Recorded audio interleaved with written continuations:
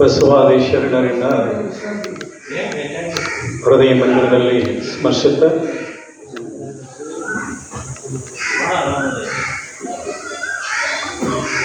ಒಂದೂರ 93ನೇ ಶಿವಾನುಭವ ಗೋಷ್ಠಿ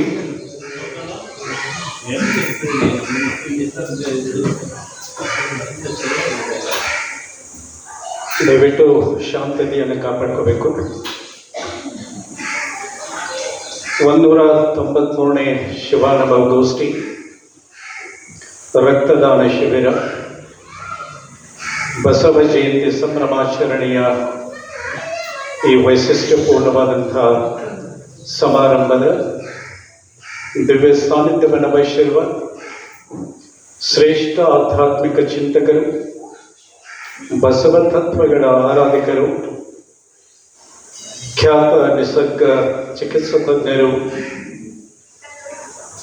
ಶ್ರೀ ಗುರು ಬಸವ ಮಹಾಮನೆಗೆ ಬರುವಂತಹ ಪ್ರತಿಯೊಬ್ಬ ವ್ಯಕ್ತಿಗೂ ಪ್ರೇರಣಾ ಶಕ್ತಿಯೂ ಆಗಿರುವಂಥ ಪರಮಪೂಜ್ಯ ಶ್ರೀ ಬಸವಾನಂದ ಮಹಾಸ್ವಾಮಿಗಳ ಅಡಿದಾವರಿಗಳಲ್ಲಿ ಭಕ್ತಿಯ ಪ್ರಣಾಮಗಳನ್ನು ಸಲ್ಲಿಸ್ತಾ,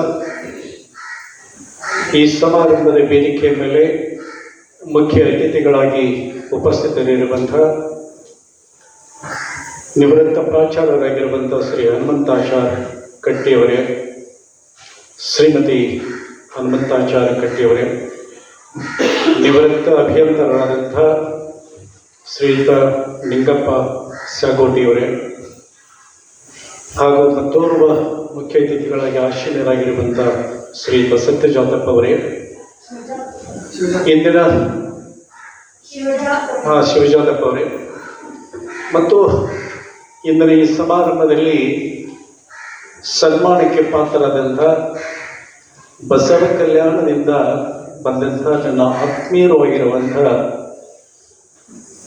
ಶರಣ ಸಾಧಕ ಶರಣರು ಶ್ರೀಮತಿ ಡಾಕ್ಟರ್ ರುಚಿತಾ ಮೊಳಕೇರಿಯವರೇ, ಹಾಗೂ ನನ್ನ ಹಿರಿಯ ಮಗನ ಸಹಪಾಠಿ ಆಗಿದ್ದಂಥ ಈಗ ಅತ್ಯುತ್ತಮ ಒಂದು ಸಾಧನೆಯನ್ನು ಮಾಡಿ ಉನ್ನತ ಶಿಕ್ಷಣವನ್ನು ಪಡೆದು ಅಲ್ಲಿ ವಚನ ಮಂಟಪವನ್ನು ನಿರ್ಮಾಣ ಮಾಡಿ ಗೋ ಆಧಾರಿತ ಒಂದು ಕೃಷಿಯನ್ನು ಮಾಡುತ್ತಿರುವಂಥ ಸಕಲ ಇವತ್ತಿನ ಯುವಕರಿಗೆ ಪ್ರೇರಣೆಯಾಗಿರುವಂಥ ಶ್ರೀಯುತ ಆಕಾಶ್ ಮೊಳಕೇರಿಯವರೇ, PUCಯಲ್ಲಿ ಉತ್ತಮ ಅಂಕಗಳನ್ನು ಗಳಿಸಿ ಇಂದಿನ ಸನ್ಮಾನಕ್ಕೆ ಪಾತ್ರರಾಗಿರುವಂಥ ಕುಮಾರಿ ದೀಪಿಕಾ ಹಾಗೂ ಕುಮಾರಿ ಪೂರ್ವಿ ಅವರೇ, ವೇದಿಕೆಯ ಮುಂಭಾಗದಲ್ಲಿ ಆಸೀನರಾಗಿರುವ ಆದರಣೀಯ ಹಿರಿಯರೇ, ಶ್ರದ್ಧೆಯ ತಾಯಂದಿರೇ, ಸಜ್ಜನ ಬಂಧುಗಳೇ, ಎಲ್ಲರಿಗೂ ಶರಣು ಶರಣಾರ್ಥಿಗಳು. ಮಹಾತ್ಮರು ಒಂದು ಬಹಳ ಸುಂದರವಾದ ಮಾತನ್ನು ಹೇಳಿದ್ದಾರೆ. ಮಾನವರು ಮರ್ತ್ಯರು, ಅಂದರೆ ಮಾನವರಿಗೆ ಸಾವಿದೆ. ಹಾಗೆಯೇ ಶ್ರೇಷ್ಠ ವಿಚಾರಗಳಿಗೂ ಕೂಡ ಹೇಗೆ ಒಂದು ಗಿಡಕ್ಕೆ ನೀರುಣಿಸುವುದು ಅತ್ಯಗತ್ಯವೋ ಹಾಗೆ ಮಹಾತ್ಮರ, ಮಹಾಪುರುಷರ, ಸತ್ಪುರುಷರ, ಸಂತರ, ಮಹಾಂತರ, ಶರಣರ ವಿಚಾರಗಳನ್ನು, ಸಂದೇಶಗಳನ್ನು, ಅವರ ತತ್ವಗಳನ್ನು ಪ್ರಸರಣ ಮಾಡುವುದು, ಪ್ರಚಾರ ಮಾಡುವುದು ಅಷ್ಟೇ ಮುಖ್ಯವಾಗಿದೆ. ನೀರುಣಿಸದಿದ್ದರೆ ಗಿಡವು ಸತ್ತು ಹೋಗುತ್ತೆ. ಶ್ರೇಷ್ಠ ವಿಚಾರಗಳಿಗೆ ಪ್ರಚಾರವನ್ನು ಕೊಡದೇ ಇದ್ದರೆ ಅವುಗಳು ಕೂಡ ಕಾಲಕ್ರಮೇಣ ಇಲ್ಲವಾಗಿ ಬಿಡ್ತವೆ. ಬಹಳ ಸತ್ಯವಾದಂಥ ಮಾತು ಅಲ್ವೇನು? ಈ ಸತ್ಯವನ್ನು ಅರಿತೇ ಪರಮಪೂಜ್ಯನೀಯ ಶ್ರೀ ಬಸವಾನಂದ ಮಹಾಸ್ವಾಮಿಗಳು ಕಳೆದ 16 ವರ್ಷಗಳಿಂದ ನಿರಂತರವಾಗಿ ಈ ಶಿವಾನುಭವ ಗೋಷ್ಠಿಗಳ ಮೂಲಕ 2 ಅತ್ಯಂತ ಉತ್ಕೃಷ್ಟ ಕಾರ್ಯವನ್ನು ಮಾಡ್ತಾ ಬಂದಿದ್ದಾರೆ. ಒಂದು ಕಾರ್ಯ ಮಹಾಮಾನವತಾವಾದಿ ವಿಶ್ವಗುರು ಬಸವಣ್ಣನವರು 8 ಶತಮಾನಗಳ ಹಿಂದೆ ಪ್ರತಿಷ್ಠಾಪಿಸಿದ ಶ್ರೇಷ್ಠ ತತ್ವಗಳನ್ನು, ವಿಚಾರಗಳನ್ನು, ಸಂದೇಶಗಳನ್ನು ಜನರಿಗೆ ಮುಟ್ಟಿಸುವಂಥ ಈ ಕಾರ್ಯ ಒಂದು ಕಾರ್ಯ. ಬಹಳ ಪರಿಣಾಮಕಾರಿಯಾಗಿ ಅದಕ್ಕೆ ನಿರಂತರವಾಗಿ ಅವರು ಮಾಡ್ತಾ ಬಂದಿದ್ದಾರೆ. ತಮಗೆಲ್ಲರಿಗೂ ಗೊತ್ತಿರುವ ಹಾಗೆ ಬಸವಣ್ಣನವರು ಮರ್ತ್ಯದ ಈ ಮಹಾಮಣಿಯನ್ನು ಸುಂದರಗೊಳಿಸಲು ಬಂದವರು. ಹತ್ತಾರು ಭೇದ ಭಾವಗಳಿಂದ ಬಳಲುತ್ತಿರುವಂತಹ ಈ ಮನುಕುಲಕ್ಕೆ ದಿವ್ಯ ಪದದ ಒಂದು ದರ್ಶನವನ್ನು ಮಾಡಿಸಿದವರು. ಪರಸ್ಪರ ಸುಖ ದುಃಖಗಳಿಗೆ ಸ್ಪಂದನೆ ನೀಡುವಂತಹ ಶ್ರೇಷ್ಠ ಸುಸಂಸ್ಕೃತ ಶರಣ ಸಮಾಜವನ್ನು ನಿರ್ಮಾಣ ಮಾಡಿದರು.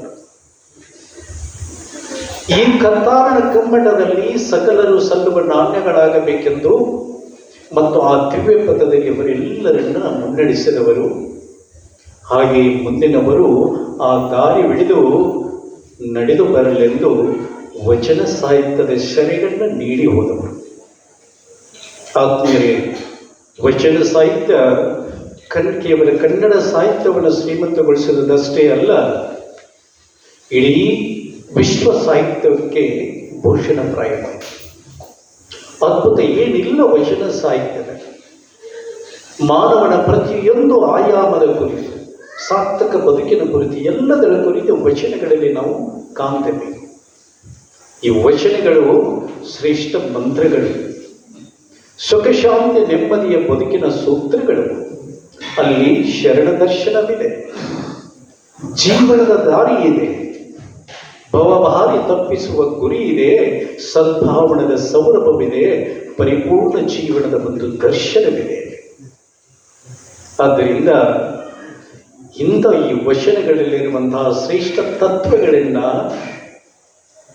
ಜನಮನಗಳಲ್ಲಿ ಬಿತ್ತಿ ಬೆಳೆಯುವುದು ಅತ್ಯಂತ ಅವಶ್ಯವಾಗಿದೆ. ಕೇವಲ ಇಲ್ಲಿ ಅಷ್ಟೇ ಅಲ್ಲ, ಕೇವಲ ಭಾರತದಲ್ಲಿ ಅಷ್ಟೇ ಅಲ್ಲ, ಇಡೀ ಜಗತ್ತಿನಲ್ಲಿ ಈ ಒಂದು ತತ್ವಗಳನ್ನು ಬಿತ್ತಿ ಬೆಳೆಯುವುದು ಬಹಳಷ್ಟು ಅತ್ಯಗತ್ಯವಾಗಿದೆ. ತಮಗೆಲ್ಲ ಇತ್ತೀಚಿನ ವಿದ್ಯಮಾನಗಳನ್ನ ತಾವೆಲ್ಲ ನೋಡಿದೆ. ಕಳೆದ ಕೆಲವು ವರ್ಷಗಳಿಂದ ಏನು ನಡೀತಾ ಇದೆ ಜಗತ್ತಿನಲ್ಲಿ.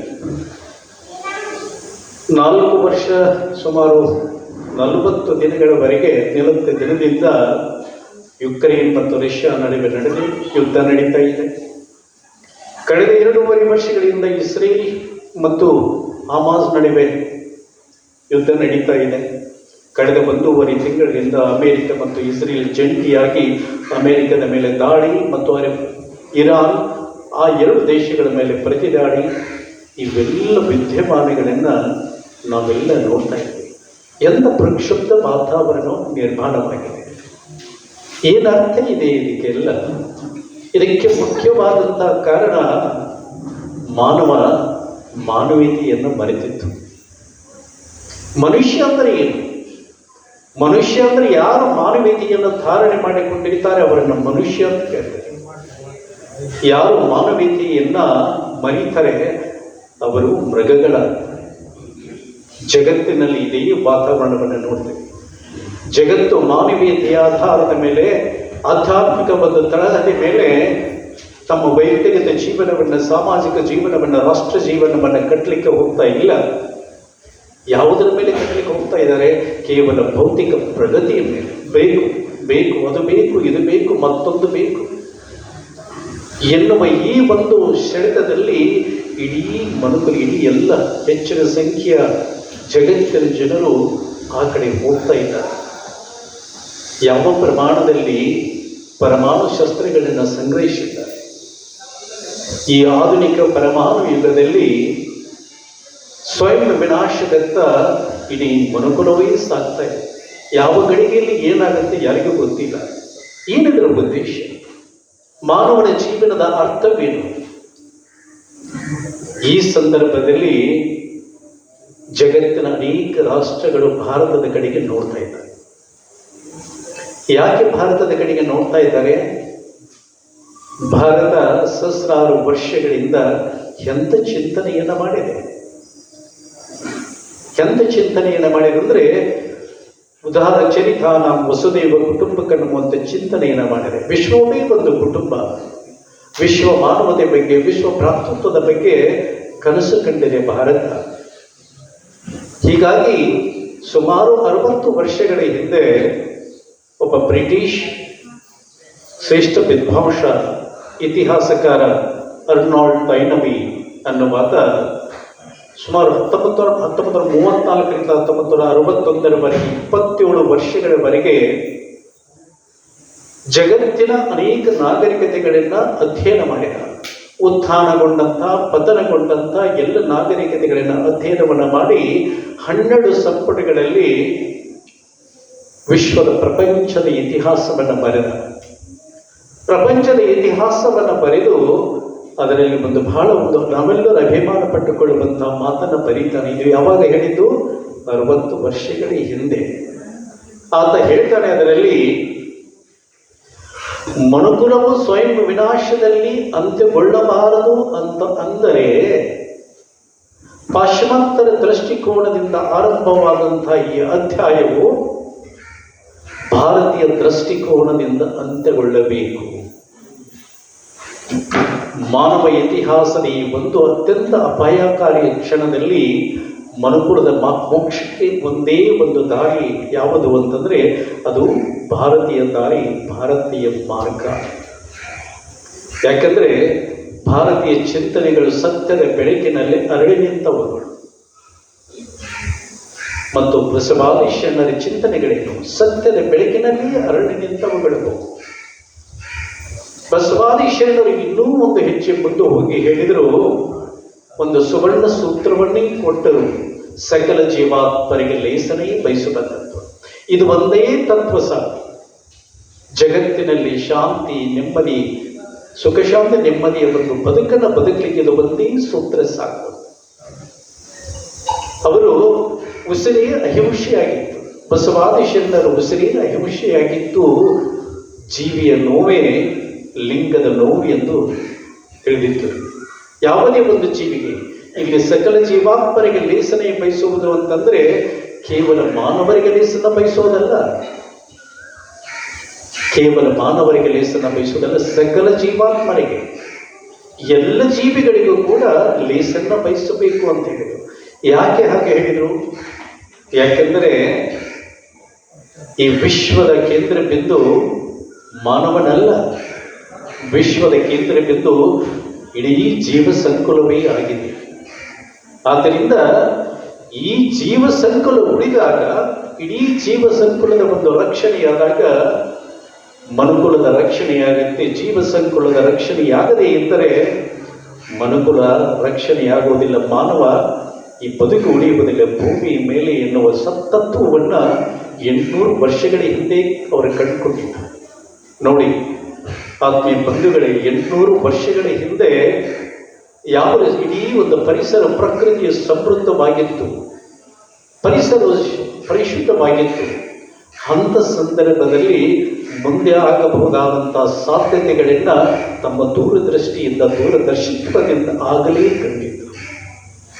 ಆಂಗ್ಲ ಭಾಷೆಯಲ್ಲಿ ಒಂದು ಮಾತಿದೆ, vision is the art of seeing what is invisible to others.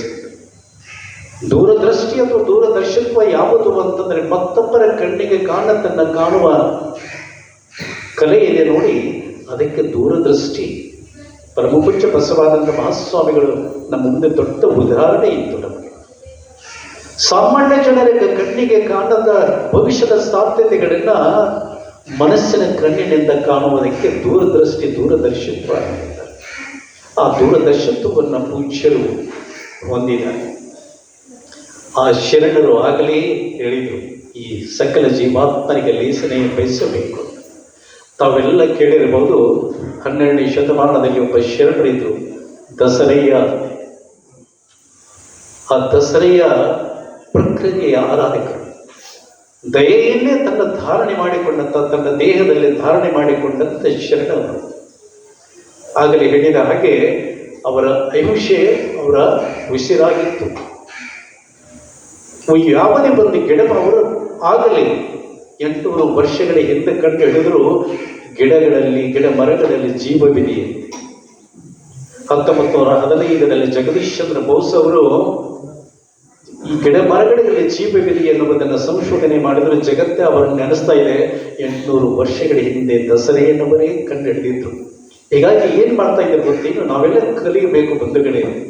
ಶರಣರ ವಿಚಾರಗಳನ್ನ ಯಾಕೆ ನಾವು ಈ ಬಸವ ಜಯಂತಿ ಒಂದು ಶಿವಾನುಭವ ಗೋಷ್ಠಿಗಳನ್ನು ಮಾಡಿ ಒಂದಿಷ್ಟು ಒಳ್ಳೆಯ ವಿಚಾರಗಳನ್ನು ಈ ಪ್ರಸರಣ ಮಾಡುವ ಕಾರ್ಯ ಇಲ್ಲಿ ಆಗ್ತಾ ಇದೆ ಅಂತಂದರೆ ನಾವು ಒಂದಿಷ್ಟು ಅವುಗಳನ್ನ ಧಾರಣೆ ಮಾಡಿಕೊಳ್ಳಬೇಕು.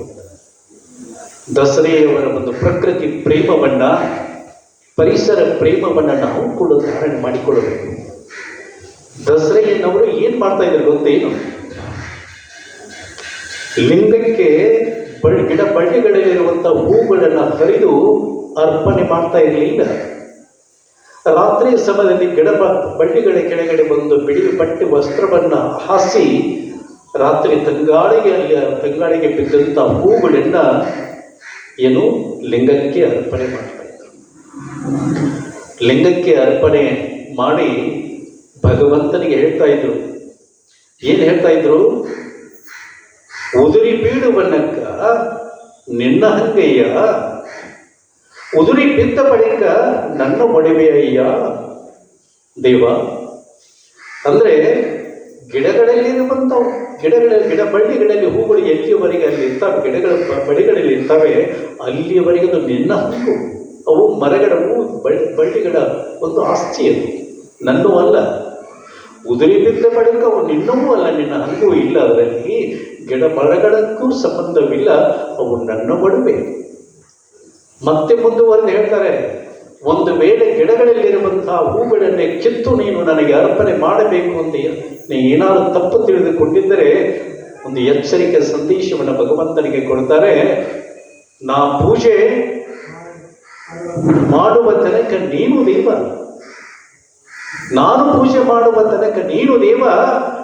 ಎನ್ನ ಪೂಜೆಗೊಳ್ಳ ಪಡ್ಕೊಂಡ ಬಳಿಕ ನೀನು ಮತ್ತ ನಾನು ನಿಂತೆನಯ್ಯ. ಯಾವ ಒಂದು ಅದ್ಭುತವಾದಂಥ ಆ ಒಂದು ಭಗವಂತನಿಗೆ ಸವಾಲನ್ನ ಎಸೆಯುವಂಥ ಮಾತುಗಳನ್ನು ಅಂದರೆ ನೈತಿಕವಾಗಿ ಆ ಒಂದು ಅದ್ಭುತವಾದ ಎತ್ತರದ ಸ್ಥಾನದಲ್ಲಿ ಅವರಿದ್ದರು. ಯಾಕಂದ್ರೆ ಗಿಡಗಳಲ್ಲಿರುವಂಥ ಹೂಗಳನ್ನ ಕಿತ್ತಾಗ ಅಲ್ಲಿ ಒಂದು ರಸ ಬರುತ್ತೆ ನೋಡಿ. ಬಳ್ಳಿಗಳಿಗೆ ಕಣ್ಣೀರು ಬರುತ್ತೆ, ನೋವಾಗುತ್ತೆ ಅಂತ ಸಾಗುವಾಗ ಸರಿಸಿ ಸಾಗ್ತಾ ಇದೆ. ಅದಕ್ಕೆ ಮತ್ತೊಂದು ಮಾತನ್ನು ಹೇಳ್ತಾರೆ, ಇಲ್ಲ ನಾನು ಈ ಬಾಡಿದ ಹೂಗಳನ್ನ ನನಗೆ ಸೇರೋದಿಲ್ಲ, ಗಿಡಗಳಲ್ಲಿರುವಂಥ ಹೂಗಳನ್ನ ನನಗೆ ಏರಿಸಬೇಕು ಅಂತಂದರೆ ಆಗ ನಿನಗೂ ಆಶೆ ಉಂಟಾಗಿ ನೀನು ದೈವತ್ವವನ್ನು ಕಳೆದುಕೊಳ್ತೀಯ, ನೀನು ಭಕ್ತನಾಗ್ತೀಯ, ನಾನು ನಿತ್ಯನಾಗ್ತೀನಿ ಅಂತ ಹೇಳ. ಎಂಥ ಅದ್ಭುತವಾದಂತಹ ಶರಣ ಸಂದೇಶಗಳಿಗೆ ಒಂದಲ್ಲ ಎರಡಲ್ಲ, ಮಾನವನ ಪ್ರತಿಯೊಂದು ಆಯಾಮದ ಕುರಿತು, ಸಾರ್ಥಕ ಬದುಕಿನ ಕುರಿತು, ಅರ್ಥಪೂರ್ಣ ಬದುಕಿಗೆ ಏನು ಬೇಕೋ ಅವೆಲ್ಲವುಗಳನ್ನು ವಚನಗಳಲ್ಲಿ ಬಸವಾದಿ ಶರಣರು ನಮಗೆ ನೀಡಿ ಹೋಗಿದ್ದಾರೆ. ಅವೆಲ್ಲವುಗಳಿಂದ ಅಂಥ ವಿಚಾರಗಳಿಂದ, ತತ್ವಗಳಿಂದ, ಸಂದೇಶಗಳಿಂದ ಶಿವಾನುಭವ ಗೋಷ್ಠಿಗಳ ಮೂಲಕ ಪರಮಪೂಜ್ಯ ಬಸವಾನಂದ ಮಹಾಸ್ವಾಮಿಗಳು ನಮ್ಮೆಲ್ಲರಿಗೂ ನಿರಂತರವಾಗಿ ನೀಡ್ತಾ ಬಂದಿದ್ದಾರೆ. ಇದು ಒಂದು ಕಾರ್ಯ. ಇನ್ನು ಎರಡನೆಯ ಕಾರ್ಯ, ನಮ್ಮ ಪೂರ್ವಜರು ಹೇಳಿದರು, ಶರೀರ ಮಾಧ್ಯಮ ಕಲು ಧರ್ಮ ಸಾಧನ. ಅಂದರೆ ನಮ್ಮ ಎಲ್ಲ ಸಾಧನೆಗೆ ಶರೀರವೇ ಮಾಧ್ಯಮ.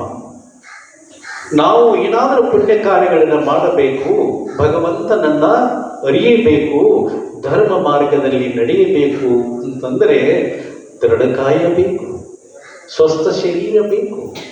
ಇಲ್ಲದೇ ಇದ್ದರೆ ಯಾವುದೇ ಸಾಧನೆಯನ್ನು ಮಾಡಲಿಕ್ಕೆ ಬರೋದಿಲ್ಲ. ಸಾಧನೆ ಮಾಡಬೇಕು ಏನಾದರೂ ಅಂದರೆ ಈ ಒಂದು ಶರೀರದ ಅವಶ್ಯಕತೆ ಬಹಳಷ್ಟು ಇದೆ. ಅದರಿಂದ ದೇಹವೇ ದೇವಾಲಯವೆಂದು ತಿಳಿದುಕೊಂಡು ದೇಹವನ್ನು ಸ್ವಸ್ಥವಾಗಿ ಇಟ್ಟುಕೊಳ್ಳುವುದು ನಿಮ್ಮೆಲ್ಲರ ಕರ್ತವ್ಯ.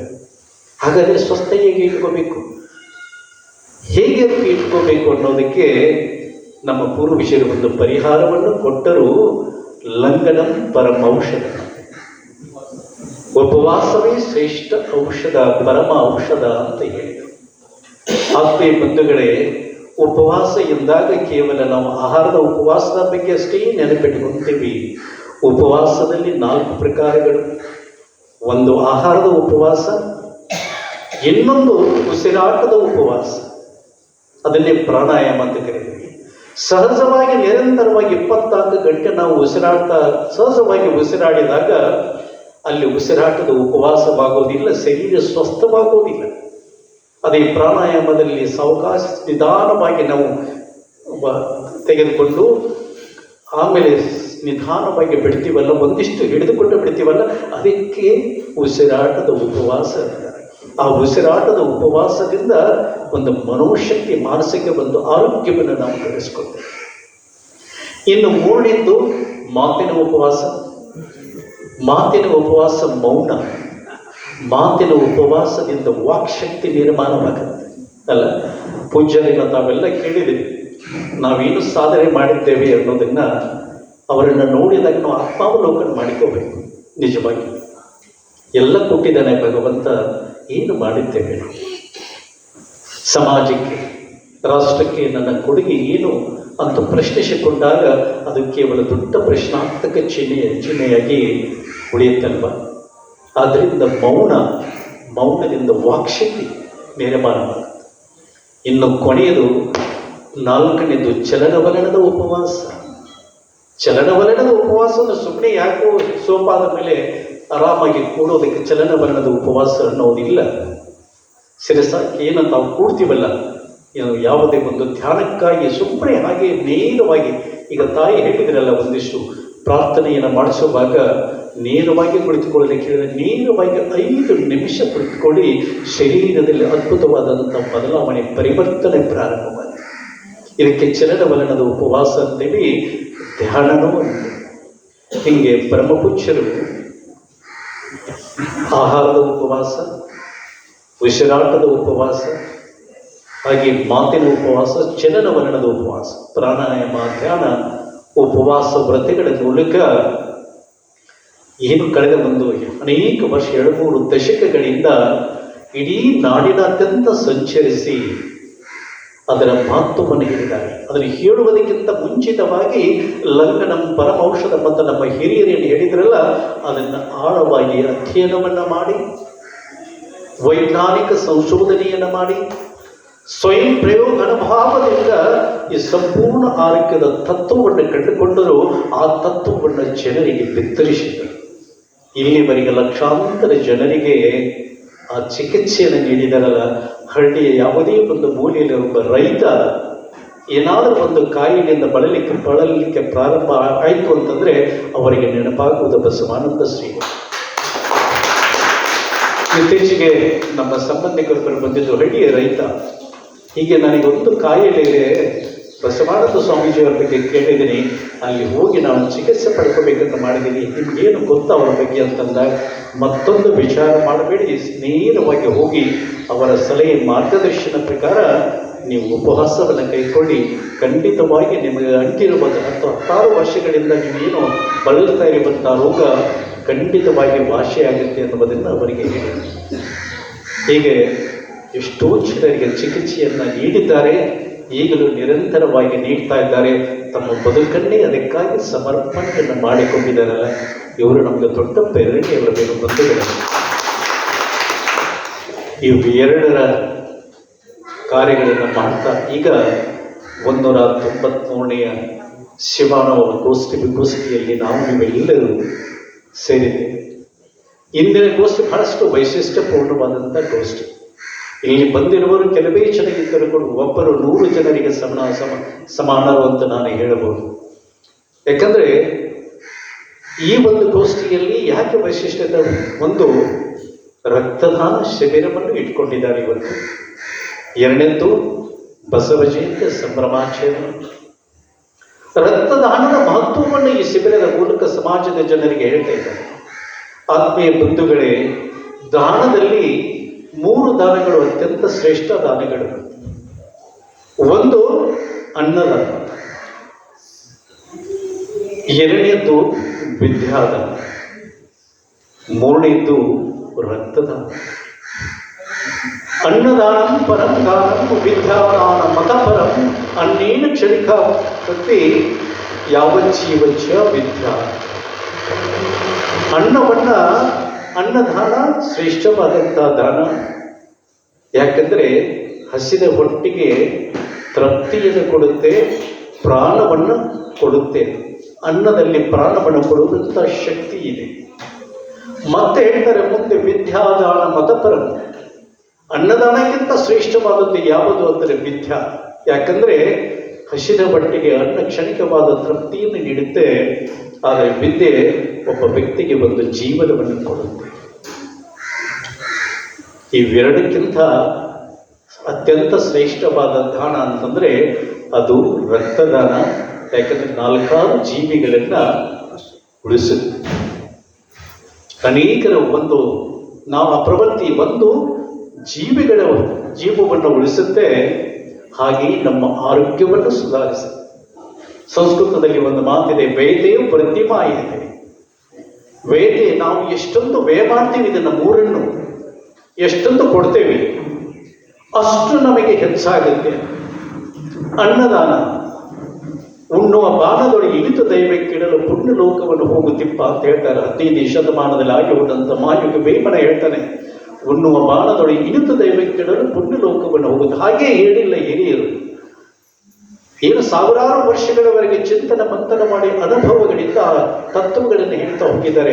ಅವುಗಳನ್ನು ಸುಮ್ಮನೆ ನಾವು ಪಾಲನೆ ಮಾಡ್ತಾ ಹೋದರೆ ನಮ್ಮ ಬದುಕಿನಲ್ಲಿ ಒಂದು ಶ್ರೇಷ್ಠ, ನಮ್ಮ ಬದುಕು ಸುಂದರವಾಗತ್ತಲ್ಲ, ಶ್ರೇಷ್ಠ ಸಮಾಜವನ್ನು ನೋಡಲಿಕ್ಕೆ ನಮಗೆ ಸಾಧ್ಯವಾಗತ್ತಲ್ಲ. ಅದರಿಂದ ಒಂದು ಅನ್ನವನ್ನು ನೀಡಿದರೆ, ಹಸಿದ ಬಟ್ಟೆಗೆ ಒಂದಿಷ್ಟು ಅನ್ನವನ್ನು ನೀಡಿದರೆ ಅದು ಶ್ರೇಷ್ಠ ಪುಣ್ಯಕಾಲ. ಇನ್ನು 2ನೇದು ವಯತೆ ಪ್ರತ್ಯವಾಯಿತು ವಿದ್ಯೆ. ತಾನು ಬಡವನಾಗದೆ ತಾನು ಶ್ರೀಮಂತನಾಗ್ತಾ ಮತ್ತೊಬ್ಬರನ್ನು ಶ್ರೀಮಂತ ಮಾಡುವ ವಸ್ತು ಜಗತ್ತಿನಲ್ಲಿ ಯಾವುದಾದ್ರೂ ಇದ್ದರೆ ಅದು ವಿದ್ಯೆ. ಇಲ್ಲಿ ಹನುಮಂತಾಚಾರ್ಯ ಅವರು ಇದ್ದಾರೆ. ಇಷ್ಟು ವರ್ಷಗಳವರೆಗೆ ಇಲ್ಲಿ ಅನೇಕರು ಇದ್ದೀರಿ. ಒಂದು ಶಿಕ್ಷಣ ಇಲಾಖೆಯಲ್ಲಿ ಸೇವೆ ಸಲ್ಲಿಸಿದಂಥವರು ಅನೇಕರು ಇದ್ದೀರಿ. ಸಹಸ್ರಾರು ವಿದ್ಯಾರ್ಥಿಗಳಿಗೆ ಜ್ಞಾನದಿಂದ ಅವರನ್ನು ಶ್ರೀಮಂತಗೊಳಿಸಿದ್ದೀರಿ. ಹಾಗೆಯೇ ಆ ಅನುಭವದಿಂದ ತಾವು ಕೂಡ ಶ್ರೀಮಂತರಾಗಿದ್ದೀರಿ ಅಲ್ಲ. ಇದು 2ನೆಯ ದಾನದ ಮಾತು. ಇನ್ನು 3ನೇದು ರಕ್ತದಾನ. ರಕ್ತದಾನವೂ ಕೂಡ ನೀವು ನೀವು ರಕ್ತದಾನವನ್ನು ಕೊಟ್ಟಾಗ ಏನು ಹೆಚ್ಚಾಗುತ್ತೆ, ನಮ್ಮಲ್ಲಿ ಸ್ವಸ್ಥ ಆರೋಗ್ಯ ಹೆಚ್ಚಾಗುತ್ತೆ. ಕೊಬ್ಬು, ಹೃದಯದ ಕಾಯಿಲೆಗಳು ಕಡಿಮೆಯಾಗ್ತವೆ ಅಲ್ಲ. ಅದರಲ್ಲಿ ಏನು ಕೊಡ್ತೀರಿ ಅದರಿಂದ ಈ 3ನ್ನು ನಾವು ಕೊಟ್ಟಾಗ ಅವು ನಮ್ಮಲ್ಲಿ ವೃದ್ಧಿಯಾಗುವಂಥವು. ಇವೆಲ್ಲವುಗಳನ್ನು 3ನ್ನು ಹೇಗೆ ಮಾಡಬೇಕು ಅಂತ ನಮ್ಮ ತತ್ವಜ್ಞಾನಿಗಳು ಹೇಳಿದ್ದಾರೆ. 3ನ್ನು ಚಿತ್ತಶುದ್ಧಿ ಹೊಂದಿ ಮಾಡಬೇಕು, ನಿರ್ಮಲವಾದಂತಹ ಮನಸ್ಸಿನಿಂದ ಮಾಡಬೇಕು. ಸುಮ್ಮನೆ ಹಾಗೆ ಮಾಡೋದೆಲ್ಲ, ಏನು ಒಂದು ಗೊಂದಲದಿಂದ ಮಾಡೋದೆಲ್ಲ, ಅಥವಾ ಯಾರೋ ಒಂದು ಹೇಳಿದ್ದಾರೆ ಅಂತ ಮಾಡೋದೆಲ್ಲ. ಚಿತ್ತಶುದ್ಧ ಭಾವದಿಂದ, ಚಿತ್ತಶುದ್ಧಿ ಹೊಂದಿ ಗೈದ ಪುಣ್ಯ ಕಾರ್ಯ ಕೊಂಚವಾದ ನೀನು ಕ್ಷುಲ್ಲಕವಲ್ಲ. ಆಲದ ಮರವೆಷ್ಟು ಅದರ ಬೀಜವೆಷ್ಟು ವಿಶ್ವದಾಗಿ ರಾಮ ಕೇಳುವೇಮ ಅಂತ ಹೇಳಿ ಮಹಾವಿಗ ವೇಮನ ಹೇಳ್ತಾರೆ. ಅಂದರೆ ನೀವು ಚಿತ್ತಶುದ್ಧಿ ಹೊಂದಿ ನೀವು ಯಾವುದಾದ್ರು ಪುಣ್ಯ ಕಾರ್ಯ, ಸಣ್ಣ ಪುಣ್ಯ ಕಾರ್ಯ ಇರಬಹುದು, ಅತೀ ಸಣ್ಣದಿರಬಹುದು. ಒಂದಿಷ್ಟು ಹಸಿದವನಿಗೆ ಊಟ ಕೊಡೋದು ಇದು ದೊಡ್ಡದಲ್ಲ, ಸಣ್ಣ ಕಾರ್ಯನೇ. ಏನೋ ಒಂದಿಷ್ಟು ಜ್ಞಾನವನ್ನು ಕೊಡೋದಿದೆ, ಇದು ಸಣ್ಣ ಕಾರ್ಯನೇ ಇರಬಹುದು. ಹಾಗೆಯೇ ಒಂದು ದಿನ ರಕ್ತ ಕೊಟ್ಟಾಗ, ಎಂದೋ ಒಂದು ದಿನ ನಾವು ರಕ್ತ ಕೊಟ್ಟಾಗ ಎಂಥ ಇದು ಕೂಡ ಶ್ರೇಷ್ಠ ಪುಣ್ಯ ಕಾರ್ಯ. ಹೇಗೆ ಪುಣ್ಯ ಕಾರ್ಯಕ್ಕೆ ಒಂದು ದೃಷ್ಟಾಂತವನ್ನು ಕೊಡ್ತಾರೆ. ಆಲದ ಮರವೆಷ್ಟು ಅದರ ಬೀಜವೆಷ್ಟು. ಆಲದ ಮರದ ಬೀಜ ಎಷ್ಟು ಬಂಧುಗಳೇ? ಅತೀ ಸಣ್ಣದು, ಸಾಸಿವೆ ಕಾಳಕ್ಕಿಂತ ಸಣ್ಣದು. ಅಂಥ ಬೀಜ ಭೂಮಿಗೆ ಬಿದ್ದಾಗ, ನೀರು ಕಂಡಾಗ, ಪ್ರಾಣಿ ಪಕ್ಷಿಗಳಿಂದ ಒಂದಿಷ್ಟು ರಕ್ಷಣೆಯನ್ನು ಪಡೆದಾಗ ಏನಾಗುತ್ತೆ? ಗಿಡವಾಗಿ, ಮರವಾಗಿ, ಹೆಮ್ಮರವಾಗಿ ಬೆಳೆದು ನಿಲ್ಲುತ್ತಲ್ಲ. ಹಾಗೆ ನಾವು ಮಾಡುವ ಈ 3ರಲ್ಲಿ ಮಾಡುವ ಒಂದೊಂದು ಪುಣ್ಯ ಕಾರ್ಯ ಏನಂದರೆ ಹೆಮ್ಮರವಾಗಿ ಬೆಳೆದು ನಮಗೆ, ನಮ್ಮ ಕುಟುಂಬಕ್ಕೆ, ನಮ್ಮ ಮುಂದಿನ ಸಂತತಿಗೆ ಒಂದು ಅನುಗ್ರಹ ರೂಪದಲ್ಲಿ ಅದು ನಮ್ಮ ಸದಾ ನಮ್ಮ ನೆರಳಾಗಿ ನಿಲ್ಲುತ್ತೆ ಅಲ್ಲ. ಆದ್ದರಿಂದ ಅಂಥ 3ನೇ, ಇದು 2ನೇ ಕಾರ್ಯ ಇಲ್ಲಿ ನಡೀತಾ ಇದೆ. ರಕ್ತದಾನ ಶಿಬಿರ ನಡೀತಾ ಇದೆ. ಪ್ರತಿಯೊಬ್ಬರು ಅದರ ಒಂದಿಷ್ಟು ಹೇಳಿದ್ದಾರೆ, ಯಾರು ಕೊಡಬೇಕು ಅಂತ ನಾವು ಹೇಳಿದ್ದಾರೆ. ಅವರೆಲ್ಲರೂ ಶಕ್ತಿ ಎಲ್ಲರೂ ಕೊಡಲಿಕ್ಕೆ ಸಾಧ್ಯ ಇದೆ. ಅಂಥವ್ರು ಯಾರು ಕೊಡಲಿಕ್ಕೆ ಸಾಧ್ಯ ಇದೆ ಅವರೆಲ್ಲರೂ ರಕ್ತದಾನವನ್ನು ಇದ್ದು ಕೊಡಬೇಕು, ಆ ಪುಣ್ಯವನ್ನು ಪಡ್ಕೋಬೇಕು ಅಂತ ಆ ಒಂದು ಅವಕಾಶವನ್ನು ಪೂಜ್ಯರು ನಮಗೆಲ್ಲರಿಗೂ ಕೊಟ್ಟಿದ್ದಾರೆ. ಇನ್ನು ಕೊನೆಯದಾಗಿ ಬಸವ ಜಯಂತಿಯ ಸಂಭ್ರಮಾಚರಣೆ. ಪ್ರತಿ ವರ್ಷ ಬಸವ ಜಯಂತಿಯನ್ನು ಆಚರಣೆ ಯಾಕೆ ಯಾಕೆ ಬಸವ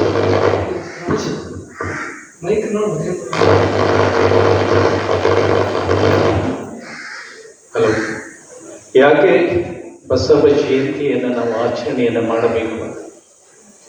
ಬಸವಣ್ಣನವರನ್ನ ಸ್ಮರಣೆ ಮಾಡಿ ಅವರ ವ್ಯಕ್ತಿತ್ವವನ್ನು, ಅವರು ಧಾರಣೆ ಮಾಡಿಕೊಂಡಂತಹ ಮೌಲ್ಯಗಳಿಂದ, ಅವರ ವಿಚಾರಗಳಿಂದ, ಅವರ ಸಂದೇಶಗಳಿಂದ ಮತ್ತು ಅವರು ಮಾಡಿದ ಸಾಧನೆಗಳಿಂದ ಎಲ್ಲವೂ ಸ್ಮರಣೆಯನ್ನು ಮಾಡ್ತಾ ಅವುಗಳನ್ನು ಸ್ವಲ್ಪ ನಾವು ಧಾರಣೆ ಮಾಡಿಕೊಂಡಾಗ ನಮ್ಮ ಬದುಕು ಎಷ್ಟು ಸುಂದರವಾಗುತ್ತಲ್ಲ. ಆಂಗ್ಲ ಭಾಷೆಯಲ್ಲಿ ಒಂದು ಮಾತಿದೆ, if it's not possible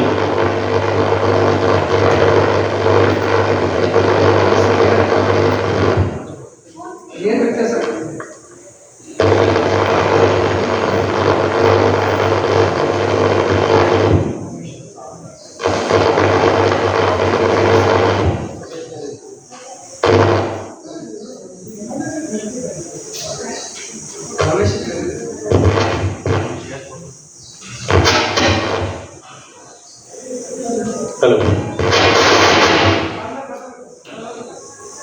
hello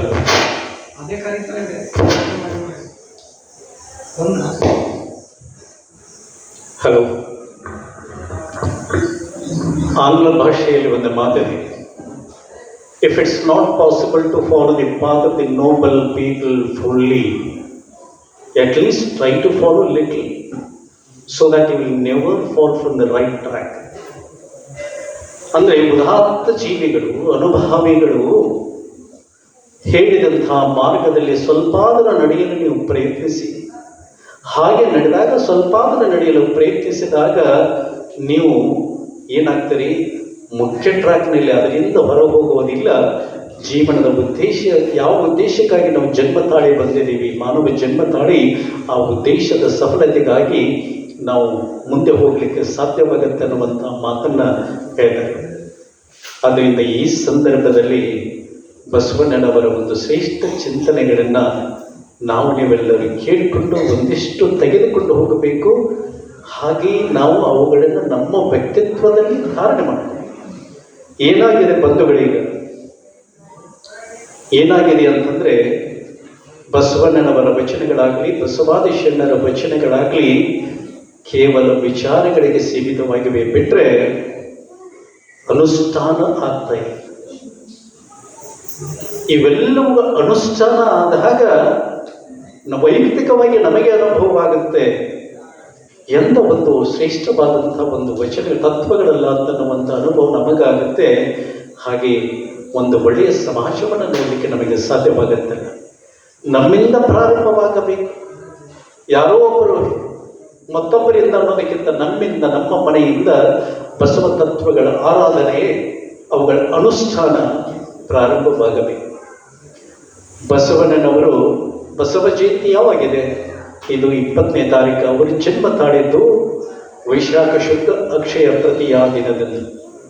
ಇದೇ ಏಪ್ರಿಲ್ 20ನೇ ತಾರೀಕಿನಂದು ನಾಡಿನಾದ್ಯಂತ ಬಸವ ಜಯಂತಿಯನ್ನು ಅತ್ಯಂತ ಸಂಭ್ರಮದಿಂದ, ಸಂತೋಷದಿಂದ ಇಡೀ ನಾಡಿನಲ್ಲಿ ಆಚರಣೆಯನ್ನು ನಿಮ್ಮೆಲ್ಲರಿಗೆ ನಾವು ಮಾಡ್ತೇವೆ. ಈ ಒಂದು ವಾರ ಈ ಬಸವ ಜಯಂತಿಯ ಸಂಭ್ರಮಾಚರಣೆ ಎಲ್ಲ ಕಡೆ ನಡೀತಾ ಇದೆ. ಅವರ ತತ್ವಗಳನ್ನೇ ಕೇವಲ ಒಂದು ದಿನ ಅಲ್ಲ, ಒಂದು ವಾರ ಅಲ್ಲ, ವರ್ಷವಿಡೀ ಕೇಳಿದರೂ ಸಾಲೋದಿಲ್ಲ. ಅಷ್ಟೊಂದು ತತ್ವಗಳನ್ನು ನಮಗೆ ಬಸವಣ್ಣನವರು ಬಿಟ್ಟು ಹೋಗಿದ್ದಾರೆ. ಯಾವ ಸಂದರ್ಭದಲ್ಲಿ ಜನಿಸಿದರು? 12ನೇ ಶತಮಾನದಲ್ಲಿ ಯಾವ ಸಂದರ್ಭದಲ್ಲಿ ಜನಿಸಿದರು? ಅದು ಕರ್ನಾಟಕದ ಇತಿಹಾಸದಲ್ಲಿ ಅತ್ಯಂತ ಮಹತ್ವದ ಒಂದು ಕಾಲಘಟ್ಟ, ವಿಶಿಷ್ಟವಾದ ಕಾಲಘಟ್ಟ. ಇಡೀ ಸಾಮಾಜಿಕ ಸ್ಥಿತಿಯು ರೋಷಿ ಹೋಗಿತ್ತು, ಜಡ್ಡುಗಟ್ಟಿತ್ತು.